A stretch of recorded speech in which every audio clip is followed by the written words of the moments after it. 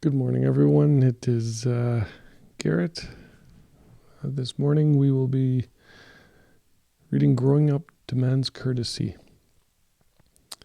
If there's a key word to successful child raising, I rather imagine it's the same word found as the cornerstone to successful marriage, and the word is courtesy. It's showing those we love and for whom we are entirely responsible the common courtesy and respect we show to total strangers and our neighbors. I remember hearing an angry father shout at his 12-year-old son, "Why don't you grow up?" There was a sudden silence in the room, and then the boy, his face working to control his tears, quietly said, "That's what I'm trying to do." That's what all young people are trying to do, and it's not an easy job. As adults, we tend to be impatient with others who cannot do well and quickly something that took us perhaps years to learn, if indeed we've completely learned it ourselves.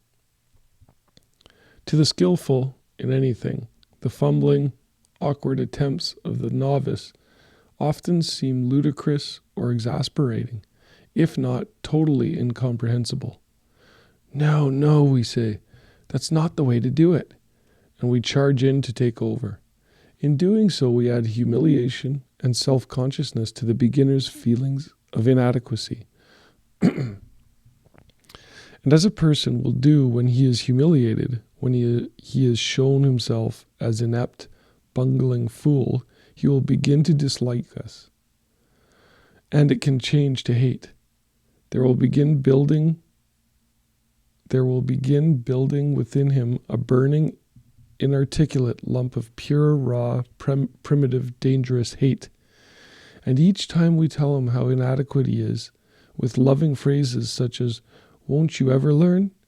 Or "You're impossible," or "You can't do anything right," or "Why don't you grow up?" we feed a little additional fuel to the furnace. If someone talked to us that way, we'd punch him in the nose. But a youngster can't punch his parent in the nose as much as he'd love to at times. So that fire just builds within him. He reacts to the parent who treats him in this manner just exactly as you or I would. He doesn't like him, and eventually he hates him. He doesn't want to. He's terribly disappointed in the parent as well as in himself. He's torn by the wish to love, the need to love, and the hate he feels. This ambivalence. This is the kind of tumultuous inner battle that an adult finds most difficult to handle and resolve. In a child or a very young person, when everything in life looms so much bigger, so much more final, more terrible, it takes on catastrophic proportions. Later, when the young person has grown into adulthood and hopefully some degree of maturity, he and his parent or parents may become friends again. He may even make exactly the same dumb mistakes with his kids. But it's a costly shame that we look upon our children so often differently from the way we look at other people. And not all parents do. Some parents treat their youngsters with courtesy, respect, and love, and at the same time lay down firm guidelines and rules of conduct. Being a good parent must surely be one of the world's most difficult jobs, exceeded in difficulty only by the process of growing up itself.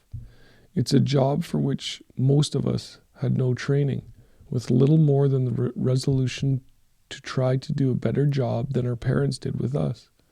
But if there's a key word to successful child raising, I rather imagine it's the same word found as the cornerstone to successful marriage, and the word is courtesy.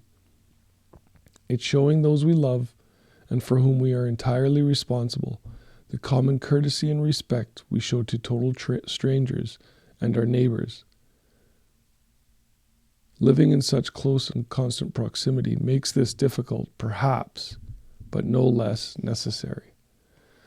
I think this is great to look at, not only when raising children, but, dealing with other people, giving them that courtesy. But, sometimes with our kids or the young ones, we take that for granted, our position. As parents, we tend to follow the way we were raised. So take a moment just to look and, become aware of how you are with your children and, find out if it's, maybe a way you were raised that you can change and you can alter and you can take control of. Our kids are our future, and if we can build their courtesy and respect, then they're going to turn into a better person, better for the future. So, and don't forget, we often give, adolescents and young adults, we give them a hard time, but those are the children we raised, and so have a little bit of courtesy and respect for them and for others. And the beauty is they'll turn around and give that right back to us.